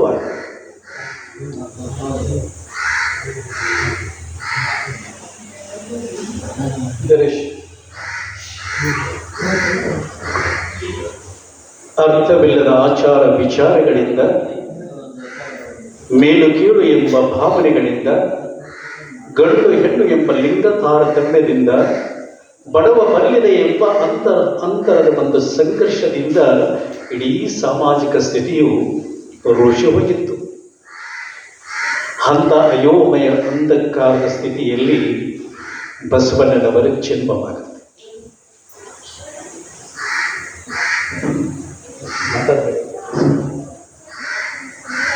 ಅದನ್ನು ಕುವೆಂಪು ಅವರು ಬಹಳ ಸುಂದರವಾಗಿ ಹೇಳಿದ್ದಾರೆ. ಕಾರ್ತಿಕದ ಕತ್ತಲಲ್ಲಿ ಆಕಾಶ ದೀಪವಾಗಿ ನೀ ಬಂದೆ, ಬಟ್ಟೆಗೆಟ್ಟವರಿಗೊಂದು ದೊಂದು ದಿಕ್ಕಾಗಿ 8 ಶತಮಾನಗಳ ಹಿಂದೆ ಅಗ್ನಿ ಖಡ್ಗವನಾಂತು. ಓ ಆಧ್ಯಾತ್ಮಿಕ ಕ್ರಾಂತಿ ವೀರ, ದೇವದೈಯೊಂದು ಹೀ ಧೀರಾವತಾರ. ಎಂಥ ಸುಂದರವಾದ ಮಾತನ್ನು ಹೇಳ್ತಾರೆ ಕುವೆಂಪುರವರ ಜನ್ಮದ ಕುರಿತು. ಹೇಗೆ ಅಂತಂದ್ರೆ, ಕಾರ್ತಿಕದ ಕತ್ತಲಲ್ಲಿ ಆಕಾಶ ದೀಪವಾಗಿ ನೀ ಬಂದೆ. ಕಾರ್ತಿಕದ ಕತ್ತಲು, ಅಮಾವಾಸ್ಯೆ ಕತ್ತಲು ಹೇಗಿರುತ್ತೆ? ನಕ್ಷತ್ರದ ಬೆಳಕು ಇರುವುದಿಲ್ಲ. ಅಂಥ ಕತ್ತಲಲ್ಲಿ ಒಂದು ಆಕಾಶ ದೀಪವಾಗಿ, ಏನು ಅಜ್ಞಾನದ ಒಂದು ಕತ್ತಲ ಇಡೀ ಸಮಾಜದಲ್ಲಿ ಆವರಿಸಿದಾಗ ಒಂದು ಬೃಹತ್ ಒಂದು ದೀಪದ ರೂಪದಲ್ಲಿ ಬಸವಣ್ಣನವರು ಭೂಮಿಗೆ ಬಂದರು. ಯಾವುದಕ್ಕಾಗಿ ಬಂದರು? ಬಟ್ಟೆಗೆಟ್ಟವರಿಗೊಂದು ತೊಂದರೆಕ್ಕಾಗಿ, ದೀನರಿಗೆ, ದುರ್ಬಲರಿಗೆ, ಅಸಹಾಯಕರಿಗೆ, ಸಮಾಜದಿಂದ ತುಳಿತಕ್ಕೆ ಒಳಗಾದವರಿಗೆ, ದುಃಖಿಗಳಿಗೆ ಅವರಿಗೆ ಮಾರ್ಗದರ್ಶನವನ್ನು ಮಾಡಲು, ಬೆಳಕಿನ ಮಾರ್ಗವನ್ನು ತೋರಿಸಲು ಬಂದರು. 8 ಶತಮಾನಗಳ ಹಿಂದೆ ಹೇಗೆ ಬಂದರು ಅಂತಂದರೆ, ಅಗ್ನಿ ಖಡ್ಗವನ ಅಂತು. ಅಗ್ನಿ ಖಡ್ಗವನ್ನು ಹಿಡಿದುಕೊಂಡು ಬಂದರು. ಅಗ್ನಿ ಖಡ್ಗ ಅಂದರೆ ಜ್ಞಾನದ ಖಡ್ಗವನ್ನು ಹಿಡಿದುಕೊಂಡು ಬಂದರು. ಶಿವಜ್ಞಾನವನ್ನು, ಶಿವನ ಬೆಳಕನ್ನು ಇಡೀ ಸಮಾಜದ ಜನರಿಗೆಲ್ಲರಿಗೂ ಬೆತ್ತರಿಸಿದರು ಅಂತ ಹೇಳಿ ಬಸವಣ್ಣನವರು ಜಗತ್ತಿಗೆ ಮಾಡಿದ ಮಹಾ ಉಪಕಾರವನ್ನು ಕುವೆಂಪು ಅವರು ವರ್ಣಿಸಿದಂಥ ರೀತಿ ಎಲ್ಲ. ಆತ್ಮೀಯ ಬಂಧುಗಳೇ, ಅವರ ಜನ್ಮದ ಬಗ್ಗೆ, ಎಲ್ಲವರ ಬಾಲ್ಯದ ಬಗ್ಗೆ, ಅವರ ಅಧ್ಯಯನದ ಬಗ್ಗೆ, ಹೇಗೆ ಅವರು 18ನೇ ವಯಸ್ಸಿನಲ್ಲಿ ಮನೆ ಬಿಟ್ಟು ಹೋದರು, ಕೂಡಲ ಸಂಗಮದಲ್ಲಿ ಒಂದು ಗುರುವಿನ ಅಮೋಘ ಸಂಗತದಲ್ಲಿ ನಿರಂತರವಾಗಿ 10 ವರ್ಷಗಳವರೆಗೆ ಅಧ್ಯಯನವನ್ನು ಮಾಡಿದರು. ಅಧ್ಯಯನ ಮಾಡಿ ವೇದ, ಆಗಮ, ಶಾಸ್ತ್ರಗಳೆಲ್ಲವುಗಳನ್ನು ಅಭ್ಯಸಿಸಿದರು. ಪರಿಪೂರ್ಣ ಧ್ಯಾನವನ್ನು ಸಂಪಾದನೆ ಮಾಡಿದರು. ಕನ್ನಡ ಮತ್ತು ಸಂಸ್ಕೃತದ ಮೇಲೆ ಪಾಂಡಿತ್ಯವನ್ನು ಸಂಪಾದನೆ ಮಾಡಿಕೊಂಡರು. ಮತ್ತು ಐಕ್ಯ ಜೀವನಕ್ಕೆ ಬೇಕಾದಂಥ ಮತ್ತು ಪಾರಮಾರ್ಥಿಕ ಜೀವನಕ್ಕೆ ಬೇಕಾದಂಥ ವಿದ್ಯೆಯನ್ನು ಪಡೆದು ದೇಹದ ಒಂದು ಮನಸ್ಸಿನ ಒಂದು ಆರೋಗ್ಯವನ್ನು ಪಡೆದು ಮುಂದೆ ವಿಚಾರ ಮಾಡಿದರು. ಮಾನವ ಜೀವನದ 84 ಲಕ್ಷ ಜೀವರಾಶಿಗಳಿಗೆ ಮಾನವ ಜೀವನದ ಒಂದು ಅರ್ಥವೇನು, ಉದ್ದೇಶವೇನು, ನಮ್ಮ ಕರ್ತವ್ಯಗಳೇನು ಅಂತ ಗಹನವಾಗಿ ಚಿಂತನೆಯನ್ನು ಮಾಡ್ತಾ ಸಮಾಜಕ್ಕೆ ಎಷ್ಟೊಂದು ಶ್ರೇಷ್ಠ ತತ್ವಗಳನ್ನು ಅವರು ನೀಡ್ತಾ ಬಂದರು. ಆತ್ಮೀಯ ಬಂಧುಗಳೇ, ಅನೇಕ ಮಹಾತ್ಮರು ಇಲ್ಲಿ ಭರತ ಭೂಮಿಯ ಮೇಲೆ ಜನ್ಮ ತಾಳಿದರು. ಅನೇಕ ಮಹಾತ್ಮರು, ಮಹಾಪುರುಷರು, ಸತ್ಪುರುಷರು ಎಲ್ಲರೂ ಜನ್ಮ ತಾಳಿದರೆ ಮಾನವ ಕಲ್ಯಾಣಕ್ಕಾಗಿ ತಮ್ಮ ಇಡೀ ಸಂಪೂರ್ಣ ಜೀವನವನ್ನೇ ಮುಡಿಪಾಗಿಟ್ಟು ಹೋಗಿದ್ದಾರೆ. ಆದರೆ ನಾನೊಬ್ಬ ಕಿಂಕರ, ಜಗದ ಜನರೆಲ್ಲರೂ ಶಂಕರನ ಪ್ರತಿರೂಪ ಎಂದು ಭಾವಿಸಿ ಆ ಪ್ರತ್ಯಾಚಾರ ಭಾವದಿಂದ ನಡೆದು ಜಗದ ಜನರಲ್ಲಿ ಜಗದೀಶನನ್ನು ಕಂಡು ಜಗದ ಕಲ್ಯಾಣಕ್ಕಾಗಿ ಆತ್ಮ ಸಮರ್ಪಣೆ ಮಾಡಿಕೊಂಡಂಥ ಏಕೈಕ ಚೇತನ ಯಾರು ಅಂತಂದರೆ ಅವರ ಬಸವಣ್ಣನವರು. ನಾನೊಬ್ಬ ಕಿಂಕರ, ಸಣ್ಣವರಿಗಿಂತ ನಾನು ಸಣ್ಣವ. ನಾವು ನೀವೆಲ್ಲರೂ ಕಲಿಯಬೇಕಾದಂಥ ಬಸವಣ್ಣನವರಿಂದ ಮೊದಲ ತತ್ವ, ಸಮಾಜದಲ್ಲಿ ಎಲ್ಲ ಅರಿಸೊಡ್ವರ್ಗಗಳು ಹೆಚ್ಚಾಗ್ತಾ ಇದ್ದಾವೆ. ರಾಗ, ದ್ವೇಷ, ಕೋಪ ಇವೆಲ್ಲವುಗಳು ಹೆಚ್ಚಾಗಲಿಕ್ಕೆ ಮುಖ್ಯವಾದಂಥ ಕಾರಣ ನಾನು ದೊಡ್ಡವ ಎನ್ನುವ ಭಾವ. ಬಸವಣ್ಣನವರು ಇದು ಒಂದೇ ತತ್ವ ಸಾಕು ಶ್ರೇಷ್ಠ ಸಮಾಜವನ್ನೇ ನಿರ್ಮಾಣ ಮಾಡಲಿಕ್ಕೆ, ಶ್ರೇಷ್ಠ ರಾಷ್ಟ್ರವನ್ನೇ ನಿರ್ಮಾಣ ಮಾಡಲಿಕ್ಕೆ. ನಾನು ಎಲ್ಲರಿಗಿಂತ ಸಣ್ಣವ. ಅನುಭವ ಮಂಟಪ ಹೀಗೆ 12ನೇ ಶತಮಾನದಲ್ಲಿ ಅನುಭವ ಮಂಟಪ ಹೇಗಿತ್ತು ಅಂತಂದರೆ, ನಾವು ನೀವೆಲ್ಲರೂ ಕೂತಿದ್ದವಲ್ಲಿ ಇದೇ ರೀತಿಯಲ್ಲಿ ಅನುಭವ ಮಂಟಪ ಇತ್ತು. ಆಗಿನ ಶರಣರೊಬ್ಬರು ಅನುಭವ ಮಂಟಪದ ಕುರಿತು ಒಂದು ಹೇಳ್ತಾರೆ. ಎಂಥ ವರ್ಣನೆಯನ್ನು ಮಾಡ್ತಾರೆ. ಹೇಗಿತ್ತು ಅನುಭವ ಮಂಟಪ ಅಂತಂದರೆ, ನೀ ಎತ್ತರಕ್ಕಿಂತ ಮುಗಿಲಾಗ ಇಳಿದು ನೋಡು ಈ ಜಾಗ, ಕೂಡು ಈ ಸಭಾದಾಗ, ಇಲ್ಲಿ ಅಕ್ಕಮ್ಮ, ಲಕ್ಕಮ್ಮ, ಸಂಕಮ್ಮ, ಕಾಳಮ್ಮ, ಸತ್ಯಕ್ಕ ಇದ್ದಾರೆ. ಆದಯ್ಯ, ಚೌಡಯ್ಯ, ಮಾರಯ್ಯ, ಬೀರಯ್ಯ ಅವರೂ ಕುಂತಿದ್ದಾರೆ. ಅದೇ ಹಾಸಿಗೆ ಮೇಲೆ ಡೋಹರ ಕಕ್ಕಯ್ಯ, ಮಾದಾರ ಚೆನ್ನಯ್ಯ ಮತ್ತು ದೋಳಯ್ಯ ಕೂತಿದ್ದಾರೆ. ಇವರೊಂದಿಗೆ ಊಹೆ ಮಾಡಿ, ಅನುಭವ ಮಂಟಪದ ಒಂದು ಚಿತ್ರವನ್ನು ಊಹೆ ಮಾಡಿ ಯಾರ್ಯಾರು ಕೂತಿದ್ದಾರೆ? ಅಕ್ಕಿಯಾಯವ ಕಾಯಕವನ್ನು ಮಾಡುವ ಲಕ್ಕಮ್ಮ, ಮಾರಯ್ಯ ಕೂತಿದ್ದಾರೆ, ಡೋಹರ ಕಕ್ಕಯ್ಯ ಕೂತಿದ್ದಾರೆ, ಮಾದರ ಚೆನ್ನಯ್ಯ ಕೂತಿದ್ದಾರೆ. ಎಲ್ಲರೂ ಒಂದೇ ಹಾಸಿಗೆ ಮೇಲೆ ಕೂತಿದ್ದಾರೆ. ಅವರೊಂದಿಗೆ ವೈರಾಗ್ಯಮೂರ್ತಿ, ಜ್ಞಾನಮೂರ್ತಿ ಅಲ್ಲಮ ಪ್ರಭುಗಳು, ವಿರಾಗಿನಿ ಅಕ್ಕ ಮಹಾದೇವಿ, ಸಮತೆಯ ಗಾರುಡಿಗೆ ಸಿದ್ದರಾಮರು ಕೂತಿದ್ದಾರೆ. ಒಂದೇ ಹಾಸಿಗೆ ಮೇಲೆ ಊಹೆ ಮಾಡಿ ಎಂಥ ಅದ್ಭುತವಾದಂತಹ ಒಂದು ಪರಿವರ್ತನೆಯನ್ನು ಸಮಾಜದಲ್ಲಿ ತಂದಿದ್ದರು ಅಂತ. ಯಾಕಂದ್ರೆ ಪ್ರತಿಯೊಬ್ಬ ವ್ಯಕ್ತಿಯ ಅಂತರದಲ್ಲಿ ಆ ಪರಸ್ಯಮನನ್ನು ನೋಡಿದರು. ಹೌದು, ಯಾರೂ ಜನ್ಮದಿಂದ ಯಾರೂ ಹೆಚ್ಚಲ್ಲ, ಕಡಿಮೆ, ಎಲ್ಲರಲ್ಲಿ ಪರಮಾತ್ಮನ ಅಂಶ ಇರುವುದರಿಂದ ಎಲ್ಲರೂ ಸಮಾನ ಎಂದು ಕಂಡರು. ಮುಂದೆ ಇವರೆಲ್ಲರೂ ಹೀಗೆ ಕೂತಾಗ ಇವರೆಲ್ಲರ ಇದರಿಗೆ ಬೆಚ್ಚರನ್ನ ಪ್ರಧಾನಮಂತ್ರಿ, ಸಾಮಾನ್ಯ ವ್ಯಕ್ತಿ ಅಲ್ಲ, ಪ್ರಧಾನಮಂತ್ರಿ ಬಂದು ಇವರೆಲ್ಲರ ಎದುರಿಗೆ ನಿಂತು ಎರಡೂ ಕೈ ಮುಗಿದು, ಎನಗಿಂತ ಕಿರಿಯರಿಲ್ಲ, ಶಿವಭಕ್ತರಿಗಿಂತ ಹಿರಿಯರಿಲ್ಲ, ಎನ್ನ ಮನಸ್ಸಾಕ್ಷಿ ನಿಮ್ಮ ಪಾದಸಾಕ್ಷಿ ಅಂತ ಹೇಳ್ತಾರಲ್ಲ, ಇದಕ್ಕಿಂತ ಏನು? ಈ ಕಿಂಕರ ಭಾವ ಬಸವಣ್ಣನವರಲ್ಲಿ, ಈ ಒಂದು ಕಿಂಕರ ಭಾವವೇ ಅವರನ್ನು ಇಷ್ಟೊಂದು ಎತ್ತರಕ್ಕೆ ಏರಿಸಿತು. 800 ವರ್ಷಗಳ ನಂತರವೂ ಕೂಡ ಅವರನ್ನು ನಾವೀಗ ಆರಾಧನೆಯನ್ನು ಮಾಡ್ತೀವಿ, ಪೂಜೆ ಮಾಡ್ತೀವಿ ಅಲ್ಲ, ದೊಡ್ಡ ಅತ್ಯಂತ ಎತ್ತರದ ಸ್ಥಾನದಲ್ಲಿ ಇಟ್ಟು ಅವರನ್ನು ನಾವು ನೋಡ್ತಾ ಇದ್ದೀವಲ್ಲ. ಯಾವುದಕ್ಕೆ ಅಂತಂದ್ರೆ, ಇದಕ್ಕೆ ನಾನು ಸಣ್ಣವ, ಉಳಿದವರೆಲ್ಲರೂ ದೊಡ್ಡವರು. ಬಸವ ಹೇಳಯ್ಯ, ಮರ್ತ್ಯಲೋಕದಲ್ಲಿ ಭಕ್ತರುಂಟೆ, ಬಸವ ಮಾರಯ್ಯ ಏನು, ಮರ್ತ್ಯಲೋಕದಲ್ಲಿ ಭಕ್ತರುಂಟೆ ಹೇಳಯ್ಯ, ಮತ್ತಾರು ಇಲ್ಲಯ್ಯ, ನಾನೊಬ್ಬನೇ ಭಕ್ತ. ಮರ್ತ್ಯಲೋಕದ ಭಕ್ತರೆಲ್ಲರ ಲಿಂಗ ಸ್ವರೂಪಿಗಳೇ. ನೋಡಿ, ಸಾಕ್ಷಾತ್ ಶಿವನೇ ಬಂದು ಅವರಿಗೆ ಕೇಳ್ತಾನೆ, ಇಲ್ಲಿ ಯಾರಾದರೂ ಭಕ್ತರಿದ್ದಾರೇನೋ ಅಂತ ಕೇಳಿದಾಗ ಯಾರೂ ಇಲ್ಲ ಅಂತ ಹೇಳಿ 3 ಬಾರಿ ಒತ್ತಿ ಹೇಳಿ, ಇಷ್ಟಕ್ಕೆ ಆಗಿದ್ದರೆ ನಾನೊಬ್ಬನೇ ಭಕ್ತ, ಇಷ್ಟಕ್ಕೆ ವಚನ ಅಂತ್ಯವಾಗಿದ್ದರೆ ಏನನ್ನಿಸ್ತಾ ಇತ್ತು? ಮುಂದಿನ ಮಾತು ಅದು ಬಸವಣ್ಣನವರ ಎತ್ತರಕ್ಕಿಸ್ತಾರೆ.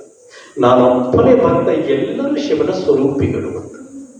ಯಾವ ಉದಾತ್ತ ಭಾವ ಇತ್ತು ನೋಡಿ ಅಲ್ಲ.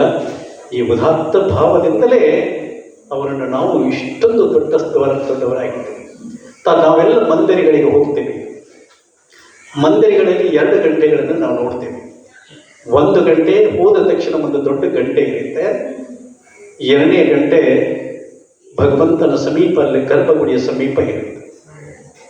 ಪೂರ್ವಜರು ಒಂದು ತತ್ವಜ್ಞಾನವನ್ನು ಇಟ್ಟಿದ್ದಾರೆ. ಮಂದಿರ ಹಾಗೆ ನಿರ್ಮಾಣ ಮಾಡಿಲ್ಲ, ಮಂದಿರಕ್ಕೂ ಒಂದು ತತ್ವಜ್ಞಾನವನ್ನು ಇಟ್ಟಿದ್ದಾರೆ. ಏನು ತತ್ವಜ್ಞಾನ? ಮೊದಲಿನ ಗಂಟೆ ಹೋದ ತಕ್ಷಣ ದೊಡ್ಡ ಗಂಟೆ ಇರುತ್ತಲ್ಲ, ಭಗವಂತನಿಂದ ದೂರ ಇರುತ್ತಲ್ಲ, ಅದರ ಅರ್ಥ ನೀನು ದೊಡ್ಡವ ಎನ್ನುವ ಭಾವ ನಿನ್ನಲ್ಲಿ ಉದಯವಾದರೆ ನೀನು ಭಗವಂತನಿಂದನೂ ದೂರ ಇರ್ತೀಯ, ಸಮಾಜದ ಕಣ್ಣಿನಿಂದನೂ ಸಮಾಜದ ಹೃದಯದಲ್ಲಿ ಕೂಡ ನೀನು ಸ್ಥಾನವನ್ನು ಪಡೆಯುವುದಿಲ್ಲ. ಅದೇ ಸಣ್ಣ ಗಂಟೆ ಭಗವಂತನ ಸಮೀಪ ಇರುತ್ತಲ್ಲ, ಏನು ಅರ್ಥ? ನಾನು ಸಣ್ಣವ ಎನ್ನುವ ಭಾವದಿಂದ ನೀನು ಬದುಕಿದರೆ ಭಗವಂತನ ಸಾನ್ನಿಧ್ಯದಲ್ಲಿ ಇರ್ತೀಯ, ಸಮಾಜದ ಜನರ ಹೃದಯದಲ್ಲಿ ಕೂಡ ಒಂದು ಶ್ರೇಷ್ಠ ಸ್ಥಾನವನ್ನು ನೀನು ಪಡಿತೀಯ ಅಲ್ಲ. ಇದು ಬಸವಣ್ಣನವರಿಂದ ನಾವು ನೀವೆಲ್ಲರೂ ಎಷ್ಟೇ ಜ್ಞಾನವಂತರು ಇರ್ಬೋದು, ಎಷ್ಟೇ ಶ್ರೀಮಂತರಿದ್ದರೂ, ನಾನು ಸಣ್ಣವ ಎನ್ನುವ ಭಾವ ನಮ್ಮಲ್ಲಿ ಬಂದಾಗ ಸಮಾಜ ನಿಮ್ಮನ್ನು ಪೂಜೆ ಮಾಡಿ. ಯಾವಾಗ ನಮ್ಮಲ್ಲಿ ನಾನು ದೊಡ್ಡವ ಭಾವ ಬಂದರೆ ಅಲ್ಲಿ ಅವನತಿ ಪ್ರಾರಂಭವಾಗುತ್ತೆ. ಇದನ್ನು ಬಸವಣ್ಣನವರಿಂದ, ಬಸವಾದೀಶನ ಎಲ್ಲರನ್ನೂ ಅದೇ ರೀತಿ ಅವರನ್ನು ನಿರ್ಮಾಣ ಮಾಡಿದ್ರಲ್ಲ, ಇದು ಬಸವಣ್ಣನವರಿಂದ ಕಲಿಯುವಂಥದ್ದು ಒಂದು. ಇನ್ನು 2ನೇದು ಬಹಳ ಮುಖ್ಯವಾದ ಸಮಾನತೆ. 21ನೇ ಶತಮಾನದಲ್ಲಿ ಅವರು ಹೇಳಿದ್ದು ಅಂದು ಏನು ವಿಚಾರ ಮಾಡಿದ್ರು? ಇಷ್ಟೊಂದು ಜಾತಿ, ಮತ, ಪಂಥ, ವರ್ಗ, ವರ್ಣ, ಮೇಲು ಕೀಳು, ಸ್ಪರ್ಶ ಅಸ್ಪರ್ಶ, ಅನೇಕ ಭೇದ ಭಾವಗಳಿಂದ ಸಮಾಜವನ್ನು ಬಳಲುವುದನ್ನು ನೋಡಿ ಸರ್ವ ಸಮಾನತೆಯ, ಸಮೃದ್ಧಿಯ, ಸಂತೃಪ್ತಿಯ ಶ್ರೇಷ್ಠ ಸಮಾಜ ನಿರ್ಮಾಣ ಮಾಡುವ ಕನಸನ್ನು ಕಂಡುಕೊಂಡು ಅಲ್ಲಿಂದ ಕಾರ್ಯವನ್ನು ಪ್ರಾರಂಭ ಮಾಡಿ ಮೊದಲು ಆಯ್ಕೆ ಮಾಡಿಕೊಂಡದ್ದೇ ಸಮಾಜಕ್ಕೆ ಸಮಾನತೆ. ಅದುವೇ ಬೇಕಾಗಿದೆ, ಈಗಲೂ ಬೇಕಾಗಿದೆ. ಈಗಲೂ ಇದು 800 ವರ್ಷಗಳ ನಂತರವೂ ಕೂಡ ಈಗಲೂ ನಾವು ಜಾತಿಯ ವಿಷಮತೆ ನಮ್ಮಲ್ಲಿ ಇದೆ, ನನ್ನ ಜಾತಿ ಶ್ರೇಷ್ಠ ಅನ್ನುವ ಭಾವ ನಮ್ಮಲ್ಲಿ ಇದೆ ಅಂತಂದ್ರೆ ನಾವು ಬಸವ ತತ್ವವನ್ನು ಅನುಷ್ಠಾನಕ್ಕೆ ತರ್ತಾ ಇಲ್ಲ. ಬಸವ ತತ್ವವನ್ನು ನಿಜವಾಗಿ ಯಾರು ಆರಾಧನೆಯನ್ನು ಮಾಡ್ತಾರೆ, ಅನುಷ್ಠಾನಕ್ಕೆ ತರ್ತಾರೆ, ಆ ಪ್ರತಿಯೊಬ್ಬ ವ್ಯಕ್ತಿಯಲ್ಲಿ ಭಗವಂತನನ್ನು ನೋಡ್ತಾರೆ, ಸಮಾನರಾಗಿ ನೋಡ್ತಾರೆ, ಸಮಾನತೆಯ ಭಾವವು ಅವರಲ್ಲಿ ಇರುತ್ತೆ. ಯಾಕೆ ಪ್ರತಿಯೊಬ್ಬ ವ್ಯಕ್ತಿಯು ಬಹಳ ಸ್ಪಷ್ಟವಾಗಿ ಪರಿಣಾಮಕಾರಿಯಾಗಿ ಹೇಳಿದರು.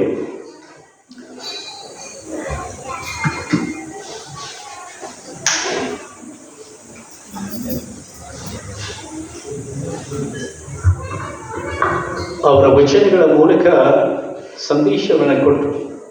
ಹೊಲೆಗಂಡಲ್ಲದೆ ಪಿಂಡದ ನೆಲೆಗಾಶ್ರಯವಿಲ್ಲ, ಜಲಬಿಂದುವಿನ ವ್ಯವಹಾರ ಒಂದೇ, ಆಶೆ ಆಮಿಷ ರೋಷ ಹರ್ಷ ವಿಷಯಾದಿಗಳೆಲ್ಲ ಒಂದೇ, ಏನು ನೋಡಿ ಏನು ಕೇಳು ಏನು ಫಲ, ಕುಲಜನು ಎಂಬುದಕ್ಕೆ ಯಾವುದು ದೃಷ್ಟ. ನೋಡಿ, ಹೊಲೆಗಂಡಲ್ಲದೆ ಪಿಂಡದ ನೆಲೆಗಾಸಿ, ಎಲ್ಲರೂ ಜನ್ಮ ತಾಳುವುದು ಒಂದೇ ರೀತಿಯಲ್ಲಿ, ಋತು ಕಾಣಿಸಿಕೊಳ್ಳದೆ ಪಿಂಡಕ್ಕೆ ಆಶ್ರಯವಿಲ್ಲ. ಹಾಗೆಯೇ ಬೆಳೆಯುತ್ತಾ ತಾಯಿಯ ಗರ್ಭದಿಂದ ಜನ್ಮ ಪಡೆದ ಮೇಲೆ ಬೆಳೆಯುತ್ತಾ ಆಶೆ ಆಮಿಷ ರೋಷ ಹರುಷ ವಿಷಯ ಸುಖಾದಿಗಳೆಲ್ಲ ನಮ್ಮನ್ನು ಆವರಿಸಿಕೊಂಡು ಬಿಡುತ್ತವೆ. ಎಷ್ಟು ಓದಿದ್ರೇನು, ಎಷ್ಟು ಕೇಳಿದರೇನೋ, ಇವುಗಳಿಂದ ಬಿಡುಗಡೆ ಉಂಟೇನೋ ಪ್ರತಿಯೊಬ್ಬರನ್ನು ಆವರಿಸಿಕೊಂಡು ಬಿಡುತ್ತವೆ. ಅದಕ್ಕೆ ಅವರು ಹೇಳ್ತಾರೆ, ಹುಟ್ಟುವಾಗ ಅಂದ್ರೆ ಹುಟ್ಟುವ ರೀತಿ ಸಮನಾಗಿದೆ, ಬೆಳೀತಾ ಎಲ್ಲ ಸಹಜ ಗುಣಗಳು ಕೂಡ ಎಲ್ಲರಲ್ಲಿಯೂ ಸಮನಾಗಿವೆ. ಆದ್ದರಿಂದ ನೀನು ಕುಲಜನು, ಉತ್ತಮ ಕುಲದವನು, ಶ್ರೇಷ್ಠ ಕುಲದವನು ಎಂಬುದಕ್ಕೆ ಯಾವುದು ದೃಷ್ಟ, ಏನು ಆಧಾರವಿದೆ? ಸಪ್ತಧಾತು ಸಮಮುಂದು ಅದನ್ನೊಂದು ಹೇಳ್ತಾರೆ, ಮತ್ತೊಂದು ವಚನವನ್ನು ಹೇಳ್ತಾರೆ, ಸಪ್ತಧಾತು ಸಮಂ ಪಿಂಡಂ ಸಮಯೋನಿ ಸಮದ್ಭವಂ ಆತ್ಮಜೀವ ಸಮಾಯುಕ್ತಂ ವರ್ಣಾನಾಂ ಕಿಂ ಪ್ರಯೋಜನಂ. ಅಂದ್ರೆ ಎಲ್ಲರ ಶರೀರಗಳು ಕೂಡ ಮಾಡಿರುವುದು ಸಪ್ತಧಾತುಗಳಿಂದಲೇ. ಆದ್ದರಿಂದ ಈಗ ಎಲ್ಲರಿಗಿರುವ ಜೀವಾತ್ಮನು ಕೂಡ ಒಬ್ಬನೇ ಇರುವಾಗ ಈ ಒಂದು ನಾವು ಅಸಮಾನತೆಯನ್ನು ತೋರುವುದು, ಇದು ಏನು ಪ್ರಯೋಜನ ಇದೆ, ಇದು ಏನು ನೀವು ಪಡಿತಾ ಇದ್ದೀರಿ ಅಂತನ್ನುವುದನ್ನು ಕೇಳ್ತಾರಲ್ಲ. ಈಗ ಈ ಸಾಮರಸ್ಯದ ಒಂದು ಭಾವ, ಸಮಾನತೆಯ ಭಾವ ಬೇಕಾಗಿದೆಯಲ್ಲ. ಈಗ ಕತ್ತಲು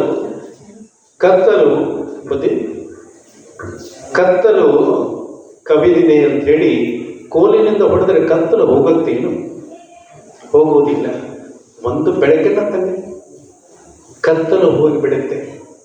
ಕತ್ತಲಿಗೆ ತನ್ನದೇ ಆದ ಮೂಲಭೂತ ಅಸ್ತಿತ್ವ ಇಲ್ಲ. ಬೆಳಕು ಇಲ್ಲದಾಗ ಬರುವ ಸ್ಥಿತಿಗೆ ಕತ್ತಲು ಅಂತ ಹೇಳ್ತೀವಿ. ಹಾಗೆ ಸಾಮರಸ್ಯದ ಸಮಾನತೆಯ ದೀಪವನ್ನು ನಾವು ಸಮಾಜದಲ್ಲಿ ಹಚ್ಚಿದಾಗ ಆಗ ಈ ಅಸಮಾನತೆಯ ಸ್ಪರ್ಶ ಅಸ್ಪರ್ಶ ಮೇಲು ಕೀಳು ಎಂಬ ಭಾವನೆಗಳು ಕಿತ್ತು ಹೋಗಿ ಕೊನೆಗೆ ನಾವೆಲ್ಲರೂ ನೋಡುವುದು ಎಲ್ಲರೂ ಒಂದೇ ಎಂಬ ಸಮಾನತೆಯ ಒಂದು ತತ್ವವನ್ನು ನಾವು ನೋಡ್ತೀವಲ್ಲ ಬಸವಣ್ಣನವರಿಂದ. ಈ ತತ್ವವನ್ನು ನಾವು ಧಾರಣೆ ಮಾಡಿಕೊಂಡಾಗ ಸಾಕು. ಇದು ಬಸವ ಜಯಂತಿಯ ಸಂಭ್ರಮಾಚರಣೆ ಮಾಡಿದ ಸಾರ್ಥಕ ಎನಿಸುತ್ತೆ. ಇನ್ನು ಆರ್ಥಿಕವಾಗಿ ಬಸವಣ್ಣನವರು ಹೇಳಿದ್ದು ಎರಡು ಶ್ರೇಷ್ಠ ತತ್ವಗಳನ್ನು ಜಗತ್ತಿನಲ್ಲಿ ಯಾರೂ ಕೊಟ್ಟಿರಲಿಲ್ಲ, ಕಾಯಕ ಮತ್ತು ದಾಸೋಹ. ಆರ್ಥಿಕ ಸಮಾನತೆಯನ್ನು ಬಹಳ ಮುಖ್ಯವಾದದ್ದು. ಆರ್ಥಿಕ ಸಮಾನತೆಯಿಂದ ಒಂದು ಸಾಮಾಜಿಕ ಸಮಾನತೆಯು ಬರುತ್ತೆ ಅನ್ನೋದನ್ನು ಎರಡು ಶ್ರೇಷ್ಠ ತತ್ವಗಳನ್ನು ಕೊಟ್ಟರು. ಒಂದು ದಾಸೋಹ, ಒಂದು ಕಾಯಕ, ಎರಡನೇದು ದಾಸೋಹ. ಕಾಯಕ ಎಂದರೆ ಬಂಧುಗಳೇ, ನಾವು ಏನು ದುಡಿತೀವಿ ಉದ್ಯೋಗ, ಅದು ಕಾಯಕ ಅಲ್ಲ. ಆ ಉದ್ಯೋಗದೊಂದಿಗೆ ಉಪಾಸನೆಯನ್ನು ಬೆರೆಸಿದರು ಶರಣರು. ಅದನ್ನೇ ನಾವು ದಾಸೋಹ ಅಂತ ಕರೀತೀವಿ. ಕಾಯಕದ ಒಂದು ಪರಿಪೂರ್ಣತೆ ಎಲ್ಲಿದೆ? ದಾಸೋಹದಲ್ಲಿದೆ. ದಾಸೋಹ ಇದ್ದಾಗ ಮಾತ್ರ ಅದು ಕಾಯಕ ಎನಿಸಿಕೊಳ್ಳುತ್ತೆ, ಇದ್ರೆ ಕಾಯಕ ಎನಿಸಿಕೊಳ್ಳುವುದಿಲ್ಲ. ಒಂದು ಪ್ರಾಮಾಣಿಕ ದುಡಿಮೆಯೇ ಕಾಯಕ, ಸಮರ್ಪಕ ವಿತರಣೆಗೆ ದುಡಿದದ್ದೆಲ್ಲ ಒಂದಿಷ್ಟು ಸಮಾಜಕ್ಕೆ ಅರ್ಪಣೆ ಮಾಡುವುದೇ ದಾಸೋಹ. ಈ ಎರಡು ತತ್ವಗಳನ್ನು ಸಹಿತ ಆರ್ಥಿಕ ಸಿದ್ಧಾಂತಗಳು.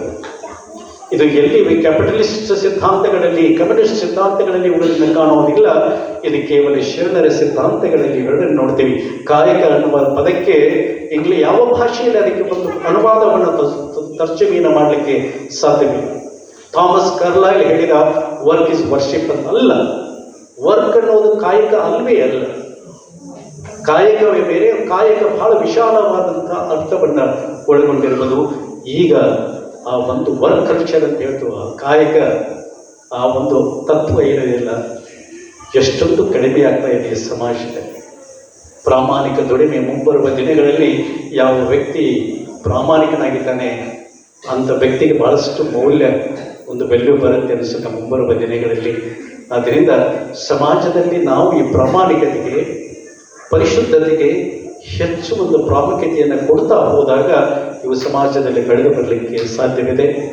ಇನ್ನು ಕೊನೆಯದಾಗಿ ಆಧ್ಯಾತ್ಮಿಕ ಪರಿವರ್ತನೆಯನ್ನು ಸಮಾಜದಲ್ಲಿ ತರಬೇಕು.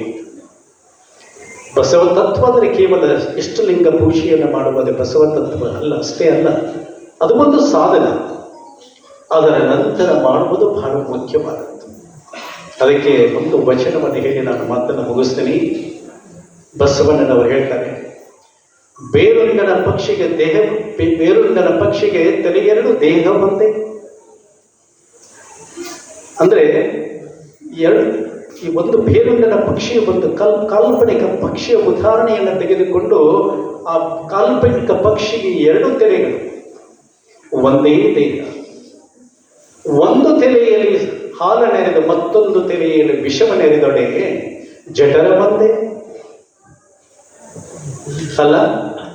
ಎರಡು ಮುಖಗಳು, ಒಂದು ಮುಖದಲ್ಲಿ ಹಾಲನ್ನು ಎರೆದು ಮತ್ತೊಂದು ಮುಖದಲ್ಲಿ ವಿಷವನ್ನು ಎರೆದಾಗ ಏನಾಗುತ್ತೆ? ಹೊಟ್ಟೆಯೊಂದೇ ಇರುವಾಗ ಎಲ್ಲವೂ ಕೂಡ ವಿಷವಾಗಿ ಅದು ಪಕ್ಷಿ ಉಳಿಯುತ್ತೇನು?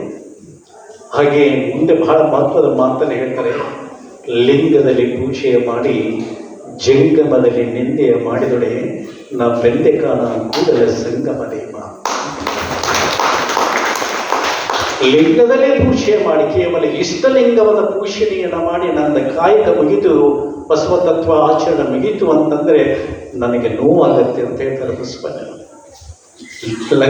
ಲಿಂಗದಲ್ಲಿ ಪೂಜೆ ಮಾಡಿ ಜಂಗಮದಲ್ಲಿ ನಿಂದೆ ಮಾಡಿ, ಜಂಗಮ ಅಂದರೆ ಸಮಾಜವನ್ನು ನಿಮ್ಮ ನಿಂದನೆಯನ್ನು ಮಾಡಿದರೆ ಅದಕ್ಕೆ ಸಾಧ್ಯವಿದ್ದಷ್ಟು ಸಮಾಜದ ಒಂದು ಸೇವೆಯನ್ನು ಮಾಡಿ. ಭಾರತದ ಚಿಂತನೆಯವನೇ ಸಹಸ್ರಾರು ವರ್ಷಗಳಿಂದ ಅದೇ ಚಿಂತನೆ ಇದೆ. ಆತ್ಮಾನಾಂ ಜೀವಲೋಕೆ ಅಸ್ಮಿನ್ ಕೋನ ಜೀವತಿ ಮಾನವ ಪರೋಪಕಾರಾರ್ಥಂ ಓ ಜೀವತಿ ಸಜೀವತಿ ಅಂತ. ಅಂದರೆ ಯಾರು ತನಗಾಗಿ ಜೀವಿಸ್ತಾರೆ ಅದು ಜೀವನವೇ ಅಲ್ಲ.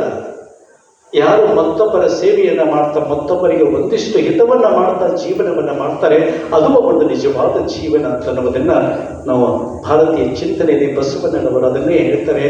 ನಿನಗೆ ಸಾಧ್ಯವಿದ್ದಷ್ಟು ಸಮಾಜಮುಖಿಯಾಗಿ ಸಮಾಜಕ್ಕೆ ಒಂದಿಷ್ಟು ಒಳ್ಳೆಯ ಸೇವೆಯನ್ನು ಮಾಡು, ಆಗ ನಿನ್ನ ಬದುಕಿಗೆ ಒಂದು ಅರ್ಥ ಬರುತ್ತೆ, ಸಾರ್ಥಕ ಬರುತ್ತೆ ಅಂತ ಹೇಳಿ 800 ವರ್ಷಗಳಿಂದ ಹೇಳಿ ಹೋಗಿದ್ದಾರೆ. ಆತ್ಮೀಯ ಬಂದು ಇಂದು ಬಸವಣ್ಣನವರು ಕಾಯದಿಂದ ನಮ್ಮೊಂದಿಗೆ ಇಲ್ಲ, ಕಾಯದಿಂದ ನಮ್ಮೊಂದಿಗೆ ಇಲ್ಲ. ಆದರೆ ಅವರು ಸದಾ ನಮ್ಮ ಒಳಗಡೆ ಅವರು ಮಾಡಿದ ಒಂದು ಕೊಟ್ಟಂಥ ತತ್ವಗಳಿಂದ, ವಿಚಾರಗಳಿಂದ ನಿರಂತರವಾಗಿ ಸೂರ್ಯಚಂದ್ರ ಇರುವವರೆಗೆ ಸದಾ ಜನರ ಹೃದಯದಲ್ಲಿ ಒಂದು ಶಾಶ್ವತ ಸ್ಥಾನವನ್ನು ಅಲಂಕರಿಸುವುದರಲ್ಲಿ ಯಾವುದೇ ಸಂದೇಹವಿಲ್ಲ. ಅಂಥ ಪೂಜ್ಯರನ್ನು ನಾವು ಸ್ಮರಣೆಯನ್ನು ಮಾಡ್ತಾ ಅವರ ತತ್ವಗಳನ್ನು ನಮ್ಮಲ್ಲಿ ಅನುಷ್ಠಾನ ಮಾಡ್ತಾ ಹೋದಾಗ ಈ ಬಸವ ಜಯಂತಿಯ ಆಚರಣೆ ಒಂದು ಒಳ್ಳೆಯ ಆಚರಣೆ ಆಗುತ್ತೆ, ಸಾರ್ಥಕವಾಗುತ್ತೆ ಅಂತ ಹೇಳ್ತಾ ನನ್ನ ಮಾತಿಗೆ ವಿರಾಮನ ಹೇಳ್ತೀನಿ. ಪೂಜ್ಯರು ಇಂದು ಈ ಸಮಾರಂಭ ಗೋಷ್ಠಿಯಲ್ಲಿ ಒಂದಿಷ್ಟು ನನ್ನ ವಿಚಾರಗಳನ್ನು ಹಂಚಿಕೊಳ್ಳಲು ನಮ್ಮೂರಿಗೂ ಬಂದಿದ್ದು, ನಮ್ಮೂರಲ್ಲಿಯೂ ಪ್ರವಚನವನ್ನು ಮಾಡಿದ್ದಾರೆ. ಅನೇಕ ಸಂದರ್ಭಗಳಲ್ಲಿ ಅವರನ್ನು ನೋಡಿದ್ದೀನಿ. ಭಾಳಷ್ಟು ನನಗಂತೂ ದೊಡ್ಡ ಪ್ರೇರಣೆ. ಅವರನ್ನು ನೋಡಿದಾಗಲೊಮ್ಮೆ ನನಗನ್ಸುತ್ತೆ ನಾವೇನು ಮಾಡಿದ್ದೇವೆ, ನಾವೇನು ಸಾಧನೆಯನ್ನು ಮಾಡಿದ್ದೇವೆ ಅನ್ನುವ ಪ್ರಶ್ನೆ ನಮ್ಮ ಮುಂದೆ ಖಂಡಿತವಾಗಿ ಬರುತ್ತೆ.